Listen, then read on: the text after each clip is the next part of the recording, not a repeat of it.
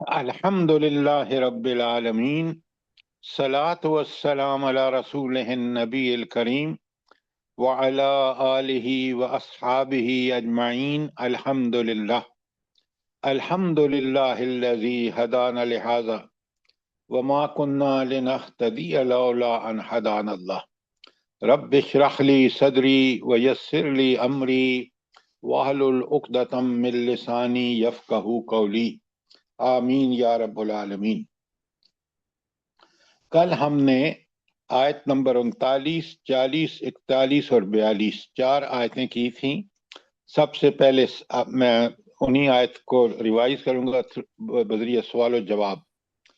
آیت 43 میں اللہ تعالیٰ نے فرمایا، نہیں آیت 39 میں، آیت 39 میں اللہ تعالیٰ فرماتے ہیں وَمَا ذَا عَلَيْهِمْ لَوْ آمَنُوا بِاللَّهِ وَالْيَوْمِ الْآخِرِ۔ آخر ان لوگوں پر کیا آفت آ جاتی کہ یہ اللہ اور یوم آخر پر صدق دل سے ایمان لے آتے۔ اچھا، یہاں اگر آپ نوٹ فرمائیں تو اللہ تعالیٰ نے ایک خاص افسوس اور حسرت کا اظہار کیا ہے کہ اگر لوگ ایمان لے آتے کس پر؟ اللہ پر اور یوم آخرت پر، تو کیا بگڑ جاتا ان کا؟ کیا آفت آ جاتی؟ کیوں کہا اللہ تعالیٰ نے؟ جلدی بتائیں،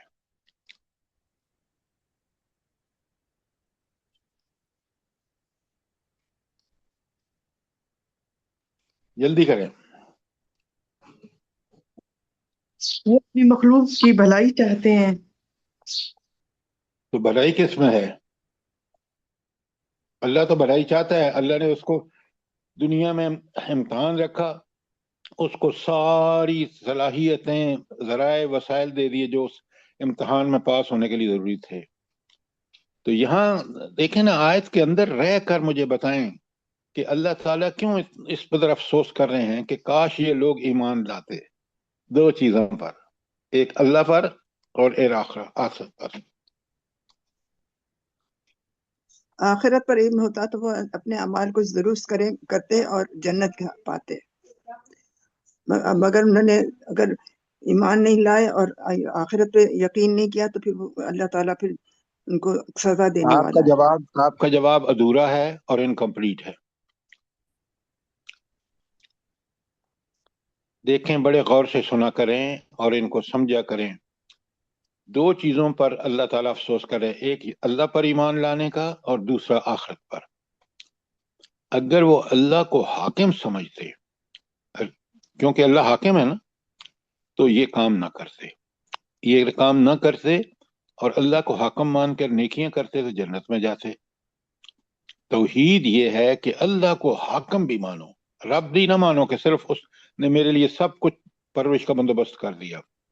وہ خالق ہے، وہ رازق ہے، وہ حاکم ہے، یہ سب رب کے معنی ہیں۔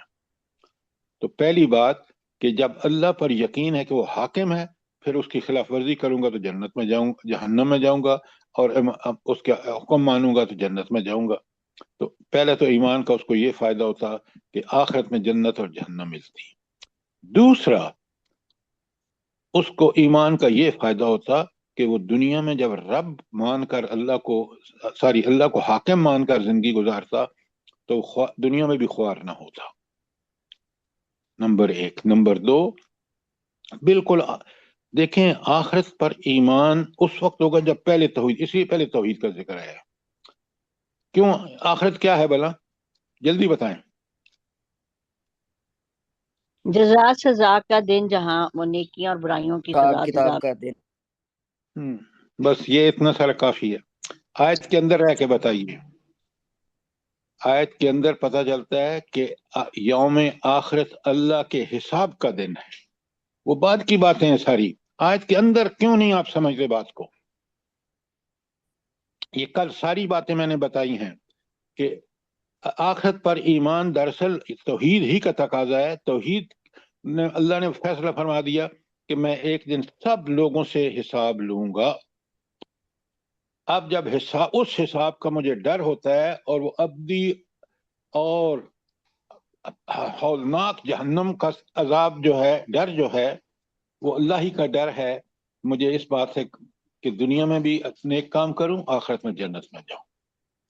دیکھیں ایک ایک آیت میں قرآن نے بات کتنی کھول کے صاف صاف سمجھا دی ہے، کاش ہم سمجھیں۔ بات کلیئر ہے کہ نہیں؟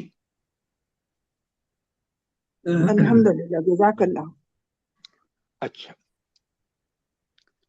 یہ آیت 39 میں تو یہ اللہ نے کہا، اور یہ کہ اللہ تعالیٰ نے 39 میں یہ آخر میں کہا وَقَانَ اللَّهُ بِهِ عَلِيمًا، کیا مطلب ہے اس کا؟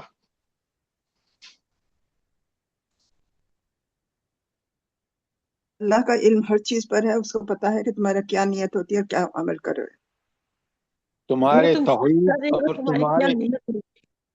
نہیں یہ سب باتیں جنرل مت کیا کریں۔ آیت کے اندر یہ ہے کہ اللہ کو پتہ ہے تمہارا عقیدہ توحید کیسا ہے اور تمہارا عقیدہ آخرت کیسا ہے۔ بیچ میں ایک بات میں نے چھوڑ گیا ہوں، وَأَنفِقُوا مِمَّا رَزَقَكُمُ اللَّهُ، اس پر ہی اللہ حسرت کرتے ہیں کہ انہوں نے اللہ کے دیے ہوئے رزق میں سے انفاق فی سبیل اللہ کیوں نہیں کیا۔ دیکھیں یہ انفاق فی سبیل اللہ کیوں ضروری ہے، پہلے تو یہ مجھے بتائیں۔ تاکہ دلوں سے مال کی محبت بھی کم ہو اور اللہ کی محبت بڑھے۔ ہاں بالکل آپ نے ٹھیک کہا کہ اب جب آپ مال خرچ کرتے ہیں تو اس کا مطلب ہے مال سے محبت کم اور اللہ تعالیٰ سے محبت زیادہ ہے، کیونکہ اس کے راستے میں خرچ کرتے ہیں۔ یہ اگر کرتے ہیں نا، پھر آپ کا عقیدہ توحید کا بھی ثبوت تھا، عقیدہ آخرت کا بھی ثبوت تھا، اور آپ کی اللہ سے محبت کا بھی ثبوت مل گیا۔ اور جیسا میں نے آخر میں بتایا ہے کہ وَقَانَ اللَّهُ بِهِ عَلِيمًا، اس کا مطلب یہ ہے کہ میں اور آپ اچھی طرح سوچ لیں کہ اللہ کو سب پتہ ہے کہ ہمارا مال کدھر جا رہا ہے، ہمارا عقیدہ آخرت کیسا ہے، عقیدہ توحید کیسا ہے، سب اللہ کو پتہ ہے۔ تو جو برے لوگ ہیں ان کے لیے وارننگ ہے، اور جو اچھے لوگ ہیں ان کے لیے خوشخبری ہے۔ کوئی ہماری سوال نیتوں آپ کا کا؟ بھی اللہ کو علم ہے، نیتوں کا بھی ہمارے علم ہے اللہ کو کہ ہم کس نیت سے کر رہے ہیں۔ اچھا اب آپ سب کو سمجھ آ گئی بات؟ یہ جواب آپ نے مجھے نہیں دیا۔ الحمدللہ۔ اچھا اب چلتے ہیں آیت 40 پر۔ یہ اللہ تعالیٰ نے کیوں فرمایا ان اللہ لا یظلم مثقال ذرہ، یقیناً اللہ کسی پر ذرے کہ ہم وزن بھی ظلم نہیں کرے گا، ذرا برابر بھی ظلم نہیں کرے گا۔ دلیل قرآن سے ہونی چاہیے اور آپ کو آیت کوٹ کرنی ہے، ادھر ادھر کی باتیں مت کریں۔ چلیں بتائیں کہ اللہ کیوں ظلم نہیں کرے گا؟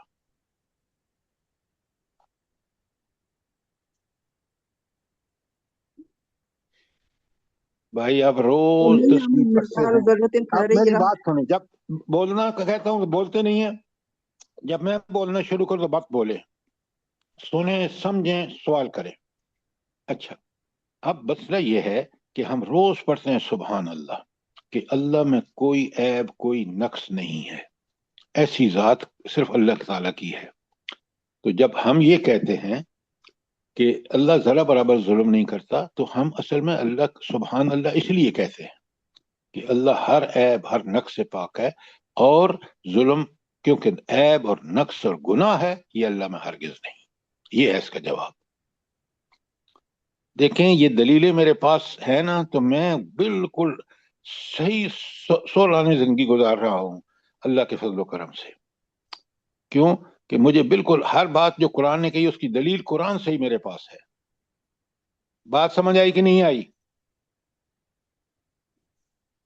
جی سر، جی الحمدللہ۔ اور صفت عدل بھی جو اللہ تعالیٰ کی ہے وہ بھی اس کی میں تقاضی ہے کہ اللہ تعالیٰ کسی پر ظلم نہیں کرتا، ہر کسی کو انصاف ہی ملے گا۔ اس لیے کہ سبحان اللہ آپ کہتے ہیں، اس بات کو نوٹ کریں جو میں آپ سے گزارش کر رہا ہوں۔ جی سر لکھ لیا ہے الحمدللہ۔ جزاک اللہ۔ اچھا اب چلیں، یہ تو تھی آیت 40، اب آیت 41 میں آئیں۔ بڑی تفصیل سے میں نے ہینڈ آؤٹ بھی آپ کو بھیجا تھا کہ اس میں یہ جو بات اللہ تعالیٰ نے فرمائی ہے کہ انبیاء اپنی امتوں پہ گواہ ہوں گے، اور امت کہ لوگوں کو گواہی دینا کہ انہوں نے نبی کریم صلی اللہ علیہ وسلم، چلے ہم اسپیشلی نبی کریم صلی اللہ علیہ وسلم کی امت کی جس کے ہم ہیں اس کی بات کرتے ہیں، ہم نے سن لیا اور ہم نے آگے اس کو لوگوں تک پہنچایا۔ اگر ہم یہ ناکام نہیں، پہلے یہود و نصارہ نے یہ نہیں کیا تو اللہ تعالیٰ نے بقرہ کی آیت 143 میں بتا دیا کہ ان کو معزول کر دیا اس دنیا کی امامت، دینی امامت سے، اور یہ فریضہ دے دیا نبی کریم صلی اللہ علیہ وسلم کو۔ اب مجھے آپ یہ بتائیں، یہ جو اس میں ایک واقعہ آتا ہے کہ نبی کریم صلی اللہ علیہ وسلم نے حضرت عبداللہ بن مسعود سے فرمایا کہ تم مجھے قرآن سناؤ، تو انہوں نے سورہ نساء کی آیت جب سنائی اور اس میں پہنچے آیت 41 پر، فَكَيْفَ إِذَا جِئْنَا مِنْ كُلِّ أُمَّةٍ بِالشَّهِيدٍ، اس وقت کیا ہوگا جب ہم ہر امت سے ایک گواہ لائیں گے، وجینا، اور ہم لے آئیں گے، بکا، اے نبی صلی اللہ علیہ وسلم، آپ کو، علی ہؤلاء شہیدا، ان سب لوگوں پر گواہ۔ تو جب یہ آیت پڑھی تو حضور نبی کریم صلی اللہ علیہ وسلم جو تھے انہوں نے اس سے کہا حسبک، بس کرو بس کرو۔ اور حضرت عبداللہ بن مسعود نے سر اٹھا کر دیکھا، کیونکہ تو قرآن سنا رہے تھے، تو انہوں نے دیکھا کہ نبی کریم صلی اللہ علیہ وسلم کی آنکھوں سے آنسو روا ہیں۔ تو یہ اس میں کیا نبی کریم صلی اللہ علیہ وسلم کیوں انہوں نے حسبک کہا، اور کیوں ان کے آپ نے فرمایا کہ حضرت عبداللہ بن مسعود نے فرمایا کہ آپ کی آنکھوں سے آنسو جاری تھے، کیوں؟ جی اپنی امت کی وجہ سے، جیسے سورہ فرقان میں فرمایا کہ آپ صلی اللہ علیہ وسلم اللہ کے وہاں جا کے تو فرمائیں گے یا ربی ان قوم اتخذا ھذا القرآن مہجورا، انہوں نے اس قرآن کو نشانہ تضحیک بنا لیا، اس وجہ سے۔ میڈم آپ بڑا کلیئرلی بات بتائیں کہ اللہ کے نبی صلی اللہ علیہ وسلم کے ساتھی صحابہ اور ان صحابیات، انہوں نے تو حق ادا کر دیا، قرآن نے اس کی تعریف کی ہے سورہ بقرہ کے آخری رکوع میں، آمن الرسول، اللہ بھی ایمان لائے اور صحابہ بھی اور صحابیات بھی ایمان لائے۔ یہ بات ہوگی نبی کریم صلی اللہ علیہ وسلم اس لیے روئے کہ آپ صلی اللہ علیہ وسلم کو بالکل صاف بتا دیا گیا تھا کہ ایک وقت آئے گا کہ یہ قوم بالکل ویسی حرکتیں کرے گی جیسی یہود نے کی ہیں، اور آج ہم وہ دیکھ رہے ہیں۔ ہم نے نبی کریم صلی اللہ علیہ وآلہ وسلم کو چھوڑ کر ہم نے یہود و نصارہ کے پیچھے چل رہے ہیں۔ ہم اس جہاد میں جو ہو رہا ہے دنیا میں، ہم نیتنیاہو کے ساتھ کھڑے ہیں، ہم نعوذ باللہ اس کے ساتھ، یہودی کے ساتھ کھڑے ہیں۔ بات بڑی اچھی طرح سمجھیں۔ تو آج کی امت کا حال دیکھ کر نبی کریم صلی اللہ علیہ وسلم کو کیونکہ پہلے بتا دیا گیا تھا، تو آپ کہ میں تو اس اپنی امت کے خلاف گواہی دوں گا، اور اس گواہی پورا ہینڈ آؤٹ میں نے بھیجا آپ کو، کل کور کیا ہے۔ لہذا یہ ہے وہ بات جس پر آپ صلی اللہ علیہ وسلم اتنے دکھ کا اظہار کیا، اور آیت 42 میں کہا یومئذ یود الذین کفروا وعصوا الرسول لو تسوی بہم الارض، اس دن تمنا کریں گے وہ لوگ جنہوں نے کفر کیا، یعنی کافر کیا تمنا کریں گے؟ کاش ہم نے رسول صلی اللہ علیہ وسلم کی نافرمانی کیوں کی، کاش ان کے سمیت زمین برابر کر دی جائے، کہ ان کو زمین میں دھسا دیا جائے اور اوپر سے مٹی ڈال دی جائے۔ کاش یعنی ہم مٹی ہوتے۔ آج یہ جو صورتحال دیکھنے آئی ہے، یہ رسول صلی اللہ علیہ وسلم کی نافرمانی ہے۔ اچھا، اس میں جو چیز بیان ہوئی ہے وہ کیا ہے بلا؟ جلدی بتائیں۔ میں نے آپ کو آیات لکھوائی تھی کہ بیان ہوئی ہے سر، وَلَا یکتمون اللہ حدیثا، کیونکہ وہ اللہ کی باتوں کو چھپاتے تھے اور عمل نہیں کرتے تھے، سن کر بھی عمل۔ آپ نے سوال کا تو جواب دیا نہیں اور آگے آیت پڑھ دی۔ جی آپ نے جو یا لیتنی والی آیات لکھوائی تھی، سورہ نبا کی، سورہ کہف کی 42، سورہ فرقان 27، وہ یا لیتنی کہ اس دن انسان پچھتائے گا کہ کیوں نہیں میں نے رسول کا راستہ اختیار کیا. بالکل آپ نے ٹھیک کہا، لیکن اصلی بات یہ ہے کہ بندہ اس لیے کہے گا کہ وہ جہنم کو جب دیکھے گا کہ اتنی ہولناک، خوفناک اور دائمی اور ابدی اس میں پھینکا جاؤں گا، اس وقت یہ بات کہے گا. تو یہ چیز جو ہے یہ قیامت کی ہولناکی کو صاف بیان کر رہی ہے کہ کافر دنیا میں تو مزے لوٹتا رہا اللہ کی نافرمانیاں کر کے، لیکن قیامت کے دن جو دیکھیں گے کس ایسی صورتحال سے دوچار ہوگا کہ وہ عذاب دیکھ کر وہ یہ بات کہے گا. کتنی بڑی ان آیات میں نصیحت ہے. ماشاءاللہ آپ سنتے بھی ہیں، سمجھتے بھی ہوں گے، لیکن جواب آپ کبھی ٹھیک نہیں دیتے. اس کا مجھے بڑا افسوس ہے. اچھا، آج ہم نے یہ تو ہو گئے. کوئی سوال ہو آپ کا جو کل کیے یا اس سے پہلے کی آیات ہیں؟ سر ولا یکتمون اللہ حدیثا، یہ تھوڑا سا کر دیں. اچھا، آپ مجھے یہ بتائیں اللہ کا علم کیسا ہے؟ بتائیں. کوئی شمار نہیں ہے سر. تو پھر اللہ سے کیسے بات چھپائیں گے؟ بتائیں نا آپ مجھے. ٹھیک ہے بھائی سر، جو بالکل. وہ اللہ جو دلوں کے راز کو جانتا ہے، جو میری خواہشات، جو میرے سینے میں اٹھنے والے خیالات ہیں اس سے بھی واقف ہے، تو میں اس اللہ سے کیا چھپاؤں گا؟ اور کافر کے کیا چھپائے گا اللہ سے؟ اب بات سمجھ ٹھیک ہے آئی ہے؟ سر. جی جزاک اللہ خیر. اچھا، اب سنیں آیت 43. بڑے غور سے سنا کریں، سوال کیا کریں تاکہ آپ بالکل کلیئر ہوں، اور سوال جو میں کرتا ہوں اس کو سمجھا کریں اور اس کے مطابق جواب دیا کریں. اللہ تعالیٰ آیت 43 میں فرماتے ہیں بسم اللہ الرحمن الرحیم یا ایہا الذین آمنوا لا تقربوا الصلاة وانتم سکارا. اے ایمان والو، نماز کے قریب بھی نہ جاؤ اس حال میں کہ تم نشے کی حالت میں ہو. اب بڑے غور سے سنیے.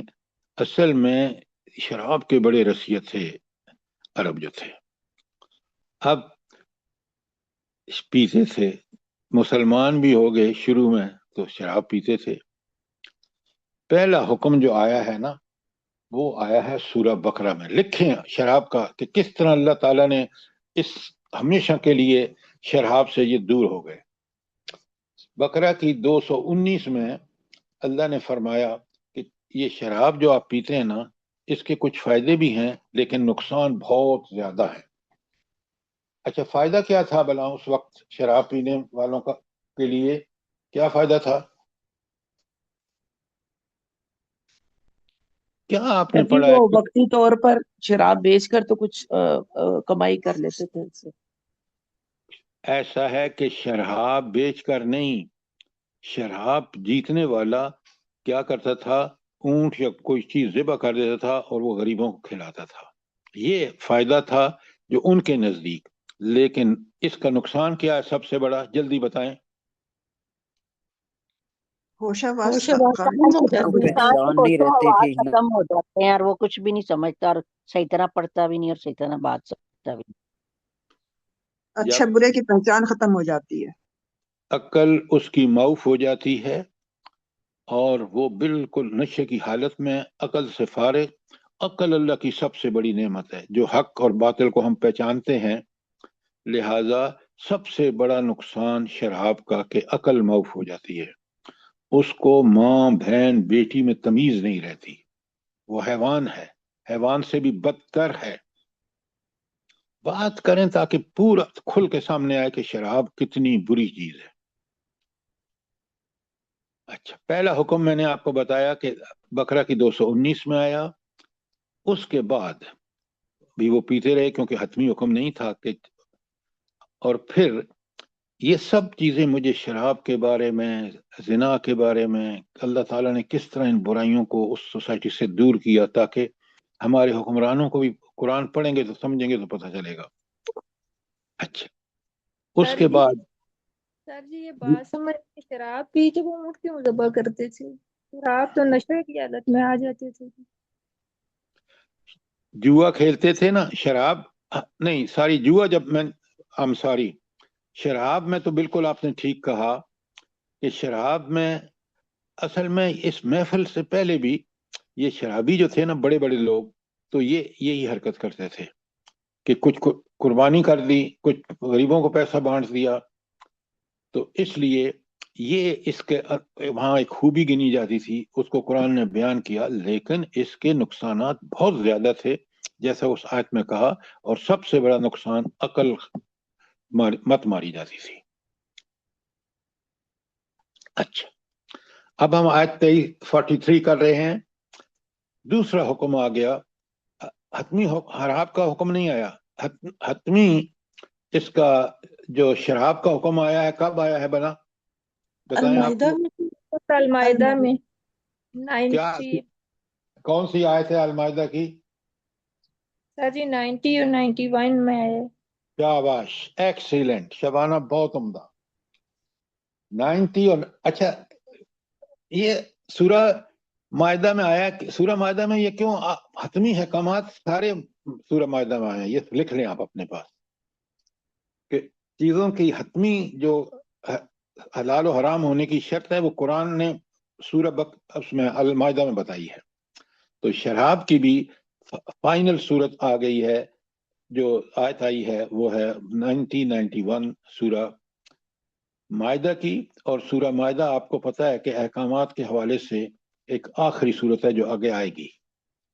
کوئی سوال یہاں تک؟ اچھا, آپ کو اس کے بارے میں ایک یہ بھی قول پتہ ہوگا کہ حضرت عمر نے کہا یا رسول اللہ حتمی حکم کیوں نہیں آ جاتا. پتہ ہے ایک صاحب نے جو یہ نماز پڑھائی نا, تو پتہ ہے انہوں نے کیا حرکت کی, انہوں نے بڑی قرآن کو ایسا پڑھا کہ نشے کی حالت میں, مثلاً سورت انہوں نے کوئی نماز پڑھا رہے تھے تو انہوں نے سورہ کافرون پڑھی, اور اس میں جو تھا نا لا اعبد ما تعبدون, اس کو انہوں نے کیا پڑھ دیا, اعبد ما تعبدون. اب لا کو چھوڑنے کا مطلب یہ ہے لا اعبد ما تعبدون, میں اس کی عبادت نہیں کرتا اے کافرو جس کی تم عبادت کرتے ہو. اور جب لا کو چھوڑ دیں گے اعبد ما تعبدون, میں اس کی عبادت کرتا ہوں جس کی تم عبادت کرتے ہو. کتنا بڑا کفریہ کلمہ ہو گیا. تو یہ تھا کہ نشے کی حالت میں جب نماز پڑھائی تو یہ حرکت ہوئی. تو اللہ تعالیٰ اس طرح سے احکامات نازل فرما کر شراب سے نفرت کی انتہا پیدا کر رہا ہے. اور حضرت عمر رضی اللہ تعالیٰ نے کہا یا رسول اللہ حکم کیوں نہیں آتا کہ اللہ حتمی حکم دیتا کہ. اور جب یہ حکم آیا سورہ مائدہ میں تو مدینے کی کیفیت کیا تھی بلا شہر کی؟ جی مدینے کی گلیوں میں شراب وغیرہ ضائع کر دی. اچھا, کیوں شراب گلیوں میں کیوں اتنا بہ رہا تھا؟ سر فوری طور پہ حکم مانتے تھے نا, حکم سمینا و اطعنا کی فرما برداری کرتے ہوئے. خدا کا خوف کریں. یہ ساری باتیں آپ کی پارشلی ٹھیک ہیں. شراب گلیوں میں اس لیے بہ رہا تھا کہ کثرت سے شراب اس وقت بھی پیا جاتا تھا, لیکن اللہ تعالیٰ نے ان کے ذہن کو ایسا تیار کیا کہ انہوں نے فوراً اس شراب کے مٹکے اٹھائے اور گلی میں بہا دیا. بات کو پوری طرح سمجھیں, اللہ کی حکمتیں سمجھیں.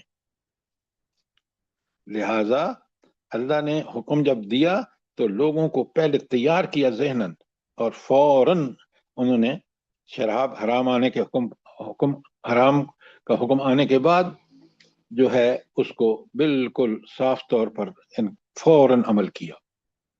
کوئی سوال؟ اچھا, اب اللہ تعالیٰ نے ایک اور اجازت دے دی. ہاں نہیں, یہاں بھی کہا کہ حتی تعلم ما تقولون, تم بالکل سمجھو کہ جو تم کہہ رہے ہو اس کو سمجھو بھی. اچھا, تو اس سے جی کیا یہاں پر سکارا میں نیند کے غلبے کا بھی ذکر ہوگا کہ جب نیند کا غلبہ ہو تو اس وقت نماز نہ پڑھے. دیکھیں یہ دو مختلف چیزیں ہیں, آپ گڑبڑ مت کریں. نماز کی ساری نیند کا غلبہ جو ہے وہ الگ چیز ہے اور شراب کا نشہ الگ چیز ہے. کبھی گڑبڑ نہ کیا کریں. جب آیت اس کے مطابق ہو تو اسی کے تحت اللہ نے اسی لیے بیان کیا، ساتھ بالکل نہیں کہا. کیوں؟ نیند کا غلبہ ایک فطری بات ہے، یہ غیر فطری بات ہے کہ آدمی اپنی عقل کو معاف کر لے شراب پی کر. سر جی وہ یہاں ایک بخاری کی حدیث تھی اس لیے میں نے پوچھا آپ سے. لیکن اس کو موقع پر کوٹ کریں نا، یہاں مت کوٹ کریں. بالکل سر جی اسی بخاری کے کی ساتھ حدیث ہے، ریلیٹڈ ہے. مجھے بھی پتا ہے. اچھا، اب بڑے غور سے سنیں. اللہ تعالیٰ فرما رہے ہیں کہ یہ جو تمہیں سہولت مل رہی ہے اللہ کی طرف سے، اور وہ سہولت جو ہے نماز اتنی اہم ہے. آپ کو پتا ہے کہ نماز کتنی اہم ہے؟ یہ پتا ہے آپ کو؟ جلدی بتائیں. اب جو نماز نہیں پڑھتا اس پہ کفر کا دعویٰ ہو سکتا ہے. اللہ تعالیٰ کہتے ہیں، سنیں کیا منظر پیش کیا ہے قرآن نے. اللہ فرماتے ہیں کہ جب جہنمی جہنم کو جا رہیں گے نا تو ان سے سوال کریں گے فرشتے، ما سلککم فی السقر، تمہیں جہنم میں کیا چیز لے آئی؟ قالو، تو وہ جواب دیں گے، لم نکو من المصلین، ہم نماز نہیں پڑھتے تھے. یہ تو جہنمی ہونے کا ثبوت ہے نا جو قرآن نے پیش کیا. اب دنیا میں اس کے بڑے نقصانات ہیں. دنیا میں سب سے بڑا نقصان یہ ہے کہ جو نماز نہیں پڑھتا، نماز میں ڈنڈی مارتا ہے نا، اللہ تعالیٰ فرماتے ہیں کہ ایسا شخص جو ہے وہ اس مسئلہ کیا ہے اس کا مسئلہ یہ ہے کہ وہ ان الصلاۃ تنہی عن الفحشاء والمنکر، نماز روکتی ہے برائی سے بھی اور منکرات سے بھی روکتی ہے اور فحاشی سے بھی روکتی ہے. کیوں؟ کبھی اپنے سوال کیا کریں جب پڑھیں تو. میں بتاتا ہوں آپ کو، سنیں غور سے، سوال کریں. اچھا، عبادات میں نماز کتنے دن میں کتنے دفعہ فرض ہے؟ 5 دفعہ. اچھا، بڑے سوچ سے جو بہت اچھا. دوسرا یہ بتائیں کہ روزہ کتنے سال میں کتنے، ایک مہینہ آتا ہے نا، ایسا ہی ہے؟ جی ڈیلی تو نہیں ہے نا نماز کی طرح کہ 5 وقت دن میں؟ نہیں حج سال میں ایک دفعہ، ایسا ہی ہے؟ جی سر. زکوٰۃ جس پر فرض ہو اس پر سال میں ایک دفعہ. تو یہ نماز کا 5 وقت دن میں حکم دینا اللہ تعالیٰ کا کیا مصلحت ہے، کیا حکمت اللہ کی. سر تاکہ ہر وقت اللہ کی یاد میں رہے سر. اللہ تعالیٰ کی اوقات کی مدد. پابندی ہمیں ڈسپلن سکھاتی ہے. سر ایاک نعبد و ایاک نستعین، اللہ تعالیٰ سے مدد مانگنے کا بہترین طریقہ ہے کہ عبادت اللہ کی ہو. تو اللہ کی عبادت یہی ہے کہ نہ جھوٹ بولو، نہ فحاشی اور عریانی کا ارتکاب کرو. اس لیے نماز کے لیے کہا ان الصلاۃ تنہی عن الفحشاء والمنکر، کہ دن میں 5 دفعے آپ اللہ سے وعدے کرتے ہیں، شرم کریں اور آپ ان چیزوں کے قریب بھی نہ پھٹکیں. دیکھیں کتنا بڑی حکمت ہے کہ نماز دن میں 5 وقت فرض ہے. اس کی حکمت ہی یہی ہے کہ نماز کی جو تربیت ہے کہ نیکی کرنا اور برائی کو چھوڑ دینا، یہ اسی وقت ممکن ہے جو نماز کو اقامت نماز کر کے پڑھے، صرف نماز نہیں اور ڈنڈی نہ مارے. اب سمجھ آ گئی بات کہ نہیں آئی؟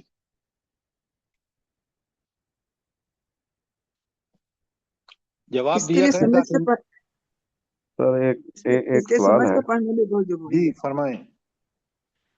سر یہ جو سکارا ہے اس میں ہر قسم کا نشہ شامل ہے یا صرف شراب کا ہی ہے؟ کیونکہ کچھ جگہ پہ یہ ایکسپلینیشن دی جاتی ہے کہ اس میں سارے نشے کی حالت میں نہ جائیں. اچھا، اب وہ نقصان یہ ہوتا ہے کہ ایون سگریٹ والے بھی بیچارے وہ نماز نہیں پڑھ سکتے. یہ مجھے کبھی کبھی محسوس ہوتا ہے کہ کہیں نماز سے روکنے کا ایکسپلینیشن تو نہیں بن گیا. کیونکہ آپ پہلے آپ سوچ کے بات کریں. مجھے بتائیں، سگریٹ نشہ تو نہیں ہوتا؟ सिगरेट होता है ना वाला जी, जी नशा होता है जी, क्यों नहीं होता। मेरी बात सुने, पहले शराब बिल्कुल फजूल चीज, सिगरेट बिल्कुल उसके नेक्स्ट फजूल चीज। क्यों कि सिगरेट का पीने वाला आदमी कितना पैसा जाया करता है, काश वो गरीबों को दे, मिस्कीनों को दे। आप दोनों को कंफ्यूज मत करें। शराब देखें, नशे की हालत में, नशा क्या होता है कि जब इंसान की अकल माउफ हो जाती है, वो शीशा पिए, शराब पिए, या जो भी ऐसी नशावर चीजें खाए, उससे जब अकल माउफ हो जाती है तो वो सारी की सारी सुकारा की आती है। लेकिन सिगरेट जो है, सिगरेट इसलिए उसमें नहीं आता कि उसमें उस जैसा नशा नहीं होता कि जो इंसान की अकल माउफ हो जाए। बात क्लियर है? मुझे जी तो सर। क्लियर है, लेकिन मसला ये है कि इसकी जो एक्सप्लेनेशन बाज़ जगह पे आती है ना जी, आप वो बात को बात मेरे पास साथ बात करें कुरान और सुन्नत की। बाज की बातें मत करें, बाज की बातें बात ये है सर, मैं कुरान सुन्नत की ही बात कर रहा हूँ। नशे की हालत में नमाज के पास नहीं जाओ। अब एक बंदा कहता है कि मैं एक पैक शराब पीता हूँ, मुझे नशा नहीं चढ़ता, मैं तो नमाज पढ़ सकता हूँ। शराब ये मैं हराम आपको है। लॉजिक बता रहा हूँ। एक मिनट, लॉजिक एक मिनट, आप बिल्कुल, शराब हराम है, बिल्कुल हराम अल्लाह ने है, इसमें दूसरी कोई जगह शक कही नहीं। है जी। बिल्कुल हराम। मैं यही एक्सक्यूजेज आपसे तो सुनना फिर चाह रहा आप हूँ क्यों कह ये। रहे हैं एक कप पी के कहता है कि मुझे नशा नहीं चढ़ता, मैं नमाज पढ़ सकता हूँ? जब हराम है तो फिर नहीं मना है, बात खत्म हो गई। यही यही सर एक्सक्यूजेज होते हैं जो कि नशे को प्रमोट कर रहे होते हैं। आप कह रहे हैं ना देखिए, सिगरेट में नशा नहीं होता, नशा सिगरेट में भी है, नशा हेरोइन में भी है, अब मेरी नशा बात शीशे सुने, में भी है। देखें, मैं सर कुरान और सुन्नत के दलील लेके बात करेंगे तो मैं मानूंगा। बाकी लोगों के बात, लोगों का जवाब निकालना शराब पीने का, आज आप देख रहे हैं कि शराब का नाम बदल के उसी नशावर चीज को हम पी रहे हैं। ये आखिरत की निशानियों में से है। कुरान को अगर ईमान है तो हम इसका पूरी तरह समझ के और इसी के मुताबिक और सुन्नत के मुताबिक, कुरान और सुन्नत, दूसरी तीसरी चीज कोई नहीं है। समझ गया, समझ गया। बहरहाल मैंने आपको ये सारी चीज़ें इसलिए बताई हैं कि आप अल्लाह के नेक बंदे हैं और लोगों को बताते हैं कि आम लोग बेचारे कंफ्यूज होते हैं। हमारे ही लोगों में हैं जो इस तरह की एक्सप्लेनेशन देते हैं और लोगों को नमाज से रोक देते हैं। आप मुझे ये बताएं कि सर अगर ये जो लोग जिनका जिक्र आप फरमा रहे हैं, मुझे बताएं कि कुरान और सुन्नत की रूह को बयान करना मेरा और आपका फर्ज है, और सही बात। ये लोगों के बहाने कि वो शराब का नाम बदल के पिए या शराब इतना पिए कि नशा ना हो, ये अल्लाह ने इनको हराम करार दिया है, हर नशावर चीज को। हम उस पर कम अमल करें। अल्लाह एग्जैक्टली। के अहकामात एन इंसान की बेहतरी के लिए हैं, कोई ऐसा अल्लाह ने हुक्म नहीं दिया। देखे ना, कितना बड़ा इस कुरान के मुताबिक हम अगर जिंदगी गुजारें या नमाज ही को दे लें, कितना बड़ा जबरदस्त तरबियत का निज़ाम है हमारा, कि जी 5 जी वक्त दिन में हम अल्लाह से क्या दुआएं मांग रहे होते हैं। अच्छा, जी अब जी। आगे चलते हैं। ये तो थी आयत 43। अच्छा, 43 में एक तो ये कहा, अल्लाह ताला ने आगे बहुत बड़ा एहसान किया, क्योंकि नमाज हर हालत में, बीमार तंदुरुस्त, जब तक आप होश है ना, आप बैठ के पढ़ें, खड़े होकर नहीं पढ़ सकते बैठ के पढ़ें, बैठ के नहीं पढ़ सकते लेट के पढ़ें, लेट कर जबान से नहीं कह सकते इशारे करें। अब अंदाजा करें, ये सारी अहदीस हैं जो मैंने आपको सामने रखा है इशू, कि ये सारे अल्लाह ताला ने, इतनी नमाज अहम है। आप देखें, हुजूर नबी करीम सल्लल्लाहु अलैहि वसल्लम जंग के दौरान नमाज अदा फरमाते थे, इसलिए कि ये इतना अहम अमल है, इतना जरूरी है मोमिन के लिए कि ये किसी हालत में भी माफ नहीं है। अच्छा, अब नमाज के लिए सबसे पहली चीज है वुजू। अब ये हालत हो सकती, देखें रब कितना करीम है, अल्लाह को पता था कि कोई बंदा बीमार है, पानी से वुजू नहीं कर सकता, सफर में है और सफर में उसको नमाज पढ़नी है, वो जुनूबी है वगैरह वगैरह, तो अल्लाह ने कितना बड़ा एहसान फरमाया कि उसको وَإِن كُنتُم مَرْضَىٰ أَوْ عَلَىٰ سَفَرٍ، اگر تم مریض ہو یا سفر پر ہو، وَجَاءَ أَحَدُكُم مِّنَ الْغَائِطِ، یا کوئی تم میں سے قضائے حاجت کر کے آیا ہو، اور لمستم نساء، یا تم نے عورتوں کے ساتھ مباشرت کی ہو، فلم تجدوا ماء، اگر تمہیں پانی نہ ملے، فتیمموا صعیدا طیبا، تو پاک مٹی سے کا ارادہ کرو، یعنی اس تیمم کر لو۔ اور تیمم کے دو طریقے شرن سن لیں۔ پہلا طریقہ یہ ہے کہ دونوں ہتھیلیاں مٹی پر مار لی جائیں اور پھر جھاڑ لی جائیں، اور اس طرح ان کو کونیوں، پہلے دونوں کونیوں تک پھیرا جائے، ہاتھ ملا جائے، اور تھوڑا سا، ایک تو کونیوں تک ہو گیا، دوسرا زمین پر ایک بار پھر ہاتھ مار کر جو ہے وہ آپ اپنے منہ پر پھیر لیں، بس یہ اس سے کافی۔ پہلے منہ کا ذکر ہوا ہے، ہاتھوں کا بعد میں ذکر ہوا ہے۔ پہلے چہرے کا ہوا ہے پھر ہاتھوں کا ہوا ہے۔ اچھا، ساری، ہاں بالکل آپ نے ٹھیک کہا، پہلے چہرے پر مار لیں، میں نے غلط کہا، پہلے چہرے پر مار لیں اور پھر دونوں ہتھیلیاں دونوں کو کونیوں تک پھیر لیں۔ اچھا، ایک تو یہ ہے کہ دونوں دفعہ مٹی الگ الگ ہاتھ ماریں، چہرے پر بھی اور اس کے بعد کونیوں تک، اور دوسرا یہ ہے کہ ایک ہی بار ہاتھ مار کر اس کو پہلے چہرے پر مار لیں اور پھر کونیوں پر۔ یہ دو طریقے ہیں، اسی کا حکم اللہ نے دیا ہے، فَامْسِحُوا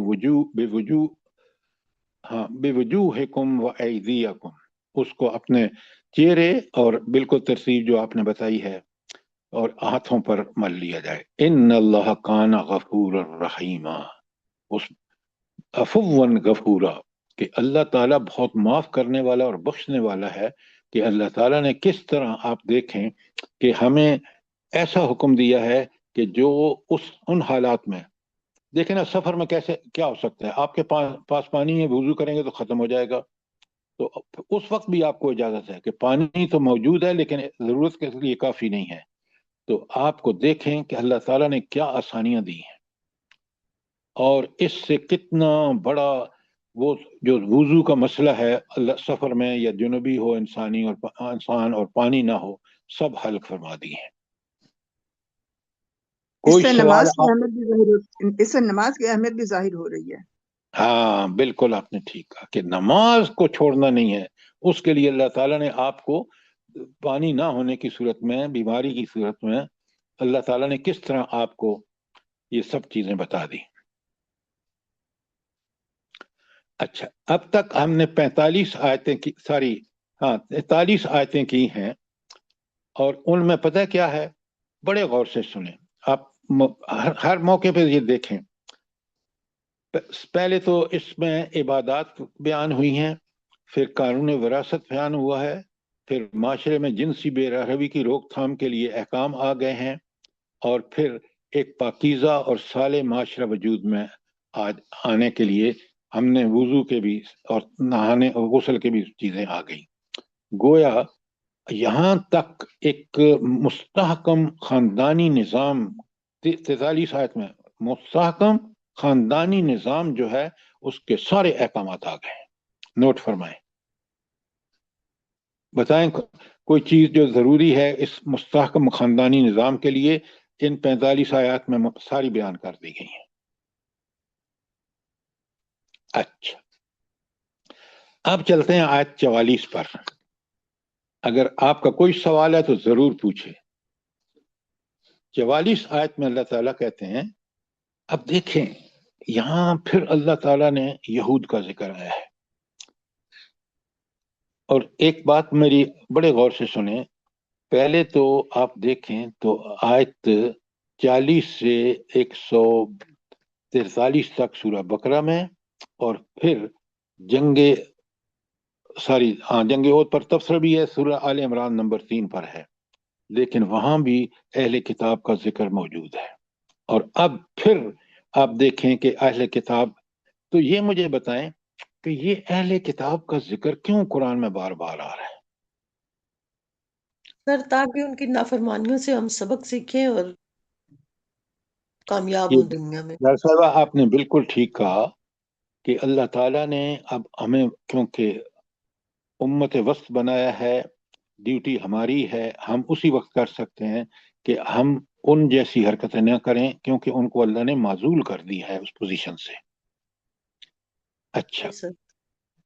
اس لیے آپ کو حیرت ہوگی، میں علماء کو پڑھا رہا تھا دعویٰ اکیڈمی میں، تو جب میں نے ان سے کہا نا، یہ آیات نہیں تھیں، دوسری آیات تھیں سورہ بقرہ کی، تو فوراً کہنے لگے یہ تو عیسائیوں کے لیے، وہ اہل کتاب کے لیے ہیں، یہودیوں کے لیے ہیں. خدا کے بندو، جو اللہ نے یہاں بنا، علماء تھے، یہ آیتیں ہمارے لیے ہیں تاکہ ہم عبرت پکڑیں اور ہم وہ کام نہ کریں جو یہود و نصارہ نے کیے اور اللہ کے ہاں مغضوب ہو گئے. کتنی جی سر. بڑی عجیب و بات، غریب بات ہے. اچھا، اب ہم چلتے ہیں آیت 44 پر، بڑے غور سے سنیں. اچھا، الم ترى، بسم اللہ الرحمن الرحیم، الم ترى الى الذين اوتوا نصیبا من الکتاب، کیا تم نے دیکھا نہیں ان لوگوں کو جنہیں کتاب میں سے ایک حصہ دیا گیا تھا.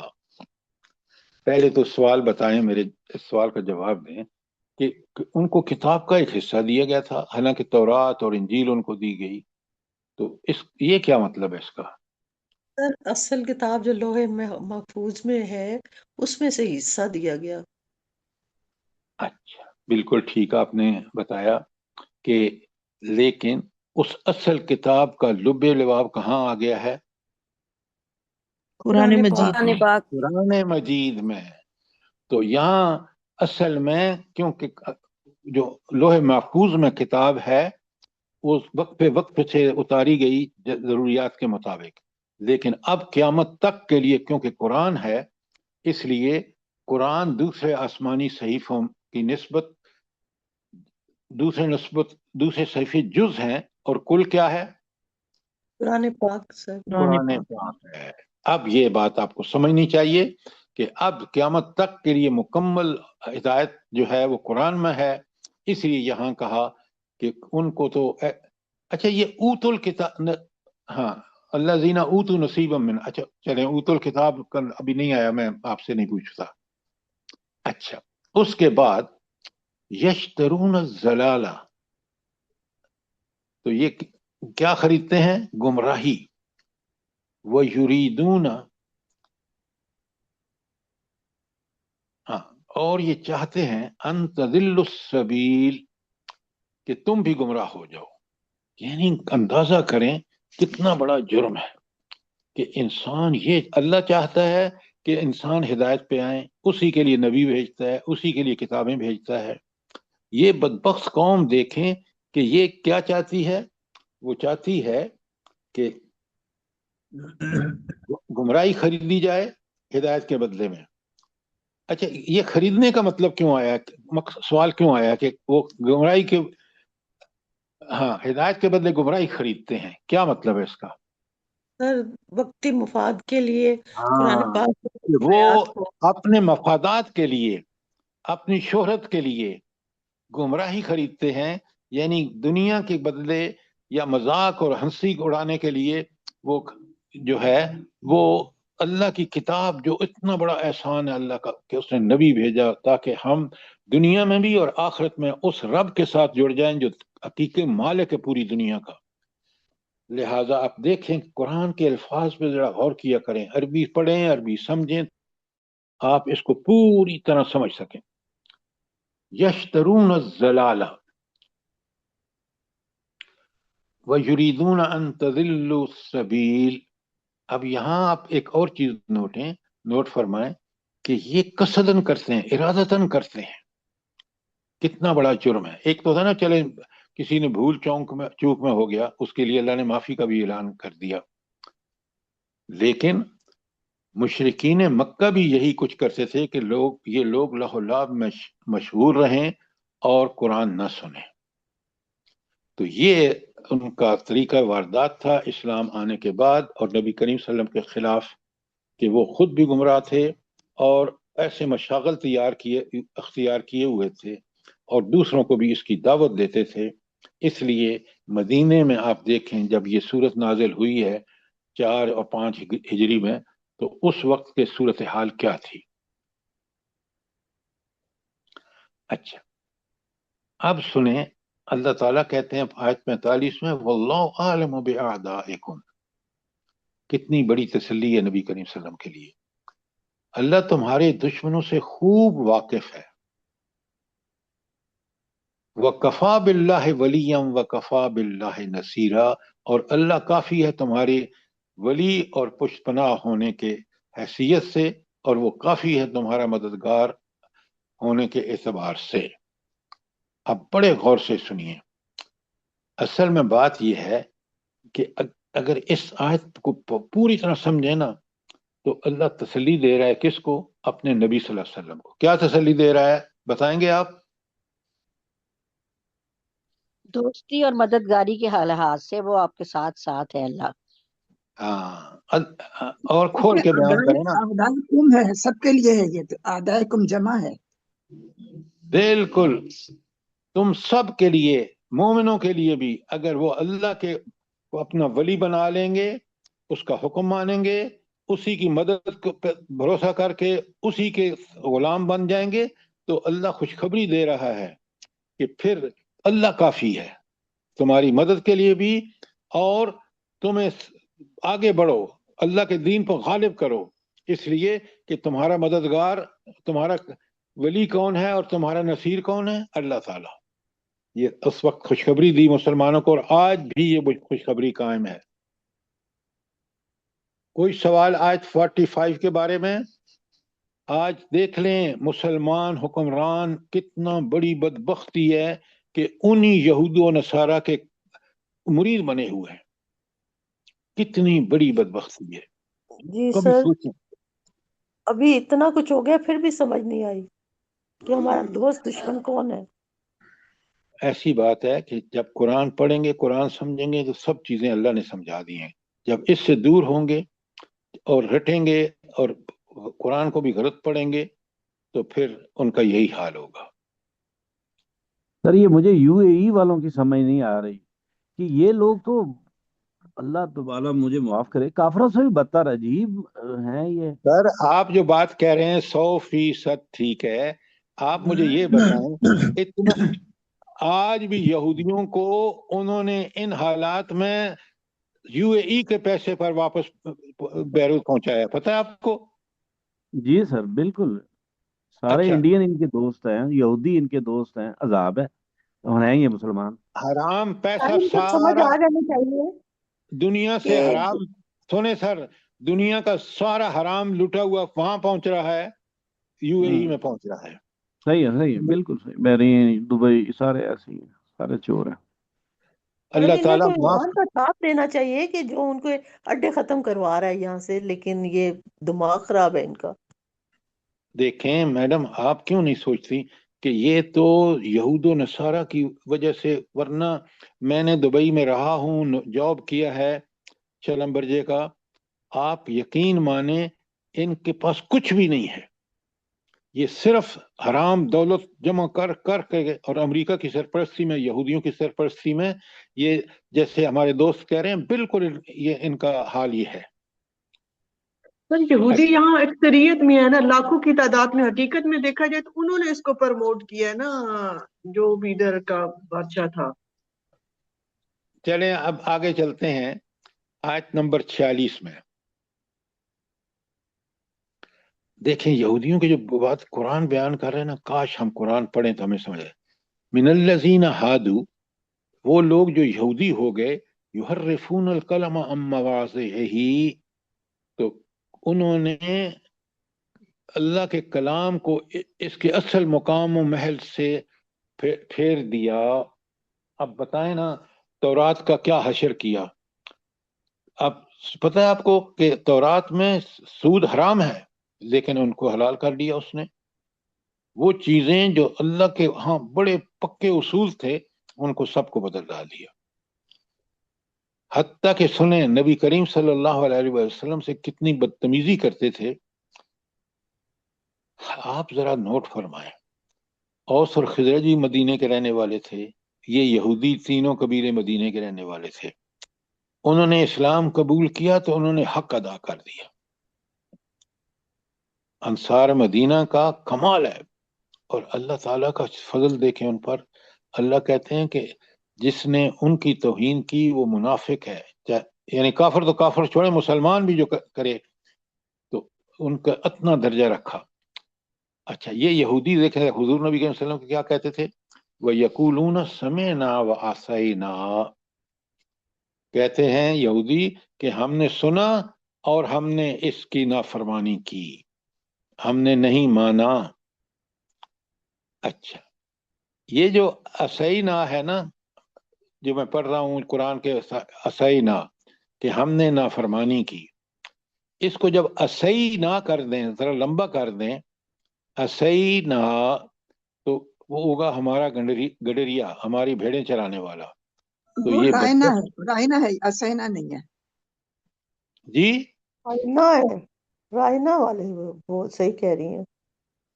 ہاں، رائنا کہتے ہیں تو بنتا ہے. رائنا اور رائینا، رائی جو کہتے ہیں وہ گڈریے کو کہتے ہیں. لہذا یہ حضور نبی کریم صلی اللہ علیہ وسلم کے سامنے یہ ایسے بکواس کرتے تھے کہ اب سوچیں کہ اللہ کا کتنا غضب ٹوٹے گا ان لوگوں پر، کہ اللہ نے ایک نبی کو مسئلے بنا کے بھیجا، اصلاح کے لیے بھیجا، اور یہ اس گندگیوں کو جس میں یہ ملوث تھے جاری رکھنے کے لیے کس طرح زبان مروڑ کر اور رائنا نیچے بالکل وسم غیر مسمع، اور کہتے تھے سنیے نہ سنا جائے. یعنی آپ کی بات نعوذ باللہ ایک طرف سنیے اور فوراً کہہ دیتے نہ سنا جائے دل میں. تو آپ دیکھیں کتنی گندی قوم ہے. اور پھر کہتے وَرَاعِنَا لَيَّمْ بِأَلْسِنَتِهِمْ، اور کہتے ہیں رائنا اپنی زبانوں کو موڑ کر. کیا مطلب ہے؟ رائنا پڑھنے کے بجائے یا کہنے کے بجائے کیا کہتے ہیں؟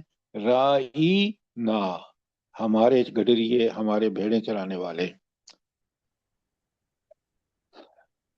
اور وَأَطَعْنَا فِي الدِّينِ، اور دین میں تان کرنے کے لیے یہ سارے حرکتیں جو کرتے ہیں یہ دین میں نبی کریم صلی اللہ علیہ وسلم اور اسلام پر تان کرتے ہیں. یہود اپنی زبانوں کو موڑ کر ایسے کلمات کہتے ہیں، پھر دین میں یہ عیب لگاتے ہیں. اگر یہ شخص واقعی نبی ہوتا تو یہ فون مائک بند کرو. اچھا، تو اب آپ ذرا غور فرمائیں کہ کتنا بڑا جرم ہے اللہ کے نزدیک کہ اللہ تو انسانوں کی اصلاح کے لیے بھیجے، اور یہ یہود جس طرح انہوں نے اپنے انبیاء کے ساتھ کیا، خود نبی کریم صلی اللہ علیہ وسلم کے ساتھ کیا کر رہے ہیں. ایک طرف یہ مدینے کے یہود ہیں اور دوسری طرف انصار ہیں جنہوں نے اپنی جانوں کی قربانی کر کے مثال پیش کی. سبحان اللہ. اس کا ایک مطلب یہ بھی ہو سکتا ہے کہ ہمیں قرآن پڑھتے ہوئے الفاظ کو بالکل صحیح ادا کرنا چاہیے. اس میں غلطی ذرا سی زیر زبر کی بھی ہو جائے تو معنی بدل جاتے ہیں. بالکل آپ نے ٹھیک کہا کہ قرآن پڑھنے والے کو قرآن کو صحیح پڑھنا چاہیے اور پڑھانے والے کو صحیح پڑھانا چاہیے.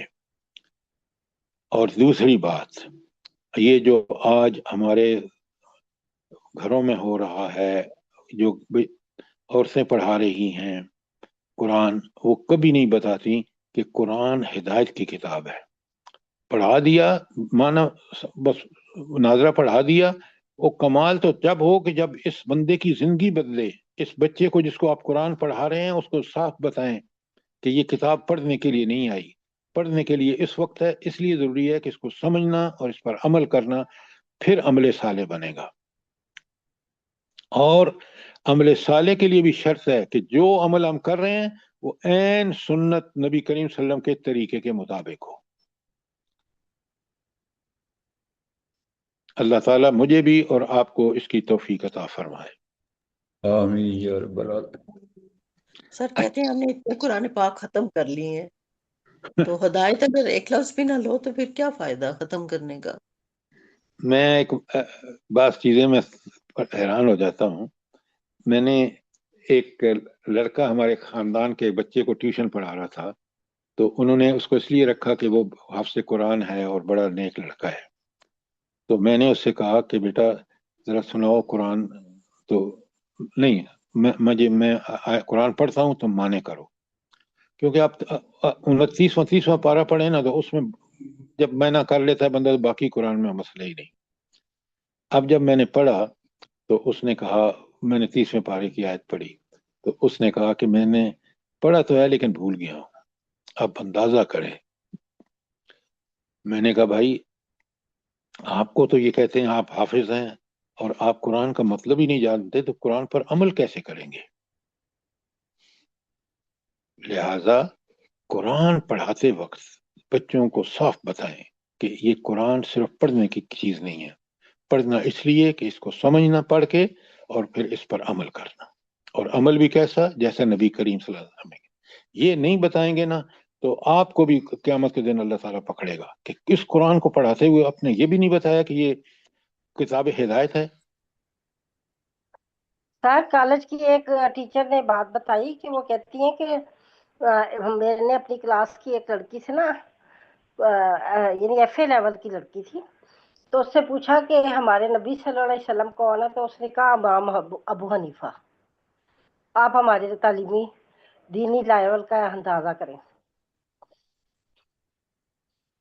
دیکھیں، یہ ہمارا سب سے پہلا قصور والدین کا ہے، اس کے بعد دوسرا قصور ہم ٹیچروں کا ہے کہ ہم نے کیوں نہیں بتایا لوگوں کو. آپ دیکھیں کہ حدیث اور سیرت، جب سیرت کو سمجھ جائیں گے تو حدیث آپ کو پتہ چل جائے گا کہ حدیث بھی وہی ہے، وہ اللہ کی طرف سے رسول اللہ صلی اللہ علیہ وسلم کو بتائی گئی ہے. اس لیے حدیث قدسی ہے جو الفاظ بھی اللہ تعالیٰ کے ہیں، اور دوسری حدیث جس میں مقصد اللہ تعالیٰ کا ہے اور بیان نبی کریم صلی اللہ علیہ وسلم کا ہے. یہ جب تک ہمیں نہیں پتا ہوگا، دین کا عملی نمونہ تو نبی کریم صلی اللہ علیہ وسلم ہے. اسی لیے قرآن نے جگہ جگہ کہا اطیع اللہ و رسول. اب آ جائیے آیت، ہاں 40 ختم ہو گئی. ہاں نہیں، آگے آخر میں اللہ تعالیٰ فرماتے ہیں 46 میں، وَلَوْ أَنَّهُمْ قَالُوا سَمِعْنَا وَأَطَعْنَا وَأَسْمَعْ وَانظُرْنَا لَكَانَ خَيْرٌ لَهُمْ وَأَقْوَمُ. اگر وہ یہ کہتے کہ ہم نے سنا اور اطاعت قبول کی، اور آپ ہماری بات سن لیجئے اور ذرا ہمیں مہلت دیجئے، تو یہ ان کے حق میں کہیں بہتر تھا اور بہت درست اور سیدھی بات ہوتی. دیکھیں قرآن نے وہ الفاظ بھی بتا دیے جو ہمیں کہنے چاہیے نبی کریم صلی اللہ علیہ وسلم کو. اور اللہ کہتے ہیں کہ پھر انہوں نے جو جب یہ حرکت کی نا تو کیا ان کا انجام کیا ہے؟ وَلَكِنَّ لَعْنَهُمُ اللَّهُ بِكُفْرِهِمْ. ان کے اس کفر کی وجہ سے اللہ تعالیٰ نے ان پر لعنت کر دی. فَلَا يُؤْمِنُونَ إِلَّا قَلِيلًا. تو اب ایمان لانے والے نہیں مگر شاذ ہی کوئی ہوگا. تو آپ دیکھ رہے ہیں کہ ان کی ان حرکتوں کی وجہ سے اللہ تعالیٰ نے ان کے دلوں کو مہر لگا دی، اور اب یہ حق قبول نہیں کریں گے سوائے چند لوگوں کے جن کا ذکر ہم سن چکے ہیں. چند لوگ ہیں جن کے نام ہمیں پتہ ہے. یہ تھی آیت 46.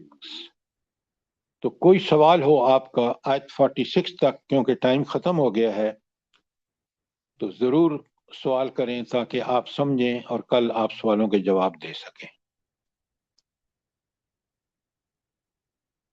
شاباش.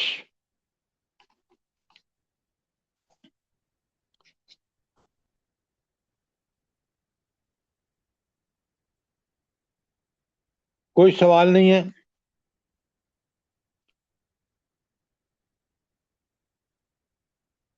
ہم اللہ تعالیٰ سے دعا کرتے ہیں کہ اللہ ہمیں اس قرآن کو پڑھنے، سمجھنے، اس پر غور و فکر کرنے اور اس کو شرح صدر کے ساتھ سمجھنے کی توفیق عطا فرما۔ آمین ثم آمین۔ میں نے کہا آپ تو کہیں سو گئی ہیں کہ آپ نے کوئی بات بیچ میں بھی کوئی بات نہیں بتائی اور نہ نہیں دعا۔ سر، میں کبھی ہو سکتا ہے کہ میں سو جاؤں؟ جزاک اللہ، بالکل نہیں سونا چاہیے، یہ مومن کا خاص طریقہ ہے، قرآن کے اٹینٹیولی سنیں۔ تو اللہ تعالیٰ سے دعا کریں کہ اللہ تعالیٰ ہمیں قرآن کی سمجھ کا عطا فرمائے اور اس کے مطابق عمل کریں، تاکہ دنیا میں بھی اللہ کی تائید اور نصرت ملے اور آخرت میں بھی جنت اللہ تعالیٰ ہمیں عطا فرمائے۔ آمین آمین ثم آمین۔ اللہ پاک آپ کو بہت خوبصورت جزائے خیر دے سر، جیسے آپ سمجھاتے ہیں یہ جیسے آپ نے یہ دیکھیں مثال دی ہے نا اس بچے کی، قرآن پڑھا، حفظ کیا، بھول گیا ہے، آپ جیسے سمجھاتے ہیں سر، میرا خیال ہے کہ ہم لوگوں کو یہ سوچنا چاہیے کہ ہم لوگوں کے اوپر اس ذات کا بہت بڑا احسان ہے، بے شک، بے اتنا شک، بڑا احسان ہے کہ ہم لوگ شکر کر کے بھی تھک جائیں تو وہ بھی پورا نہیں ہو سکتا۔ بے شک، جزاک اللہ۔ اللہ پاک ہم سب کو جو آپ سے جڑے ہوئے ہیں سب کو توفیق دے سمجھنے کی اور عمل کی، اور ہم لوگوں کے آگے جو لوگ ہیں، ہم لوگوں کے اولادیں ہیں، تمام دنیا کے مسلمانوں کو توفیق دے اسی طرح قرآن کو سمجھنے کی۔ عمل کرنے کی۔ آمین آمین آمین۔ اور اللہ پاک قبول کر لے ہم لوگوں کا یہ بیٹھنا، اور ہم لوگوں کو توبہ کو قبول کر لے پروردگار، ہم لوگوں کے سجدوں کو قبول کر لے، اور یہ جو دنیا کے حالات بگڑے ہوئے ہیں ان پہ اللہ پاک اپنا رحم کرے، کرم کرے، معاف کر دے ہم لوگوں کی خطاؤں کو۔ آمین ثم آمین۔ سر میرا ایک کوشچن تھا یہاں پہ۔ جی حکم۔ سر جیسے اس آیت میں ہم نے پڑھا کہ وہ کہتے تھے جب نبی صلی اللہ علیہ وسلم کی سمعنا واتعنا کی جگہ وہ کہتے تھے سن لیا لیکن ہم مانیں گے نہیں، مطلب دل میں کہتے تھے۔ سر قرآن ہم بھی سن رہے ہیں اور قرآن ہم بھی پڑھ رہے ہیں آپ ترجمے کے ساتھ بھی، تو سر کہیں نہ کہیں ہمارا عمل بھی خلاف ہو جاتا ہے، تو اس آیت میں جو سزا بتائی گئی ہے کہ اللہ کی لعنت ہو جائے گی، تو کہیں خدا نہ خواستہ ہم بھی اس زمرے میں تو نہیں آ جائیں گے؟ بیٹا ایک بات سنو، جب ہم اللہ سے معافیاں مانگ رہے ہیں ہر نماز میں، تو اور کوئی غلطی ہم سے ہو گئی ہے اور وہ بھی ہم نے جان بوجھ کے نہیں کی، تو اللہ یقیناً معاف کرے گا، اور ہم بڑی محتاط ہو جائیں کہ ہم قرآن کو ٹھیک پڑھیں، ٹھیک سمجھیں، ٹھیک عمل کریں۔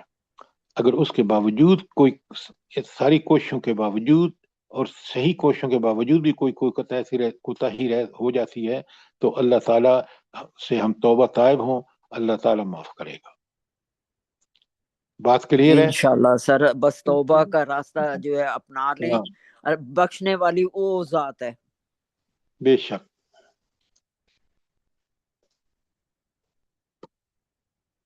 جزاک اللہ۔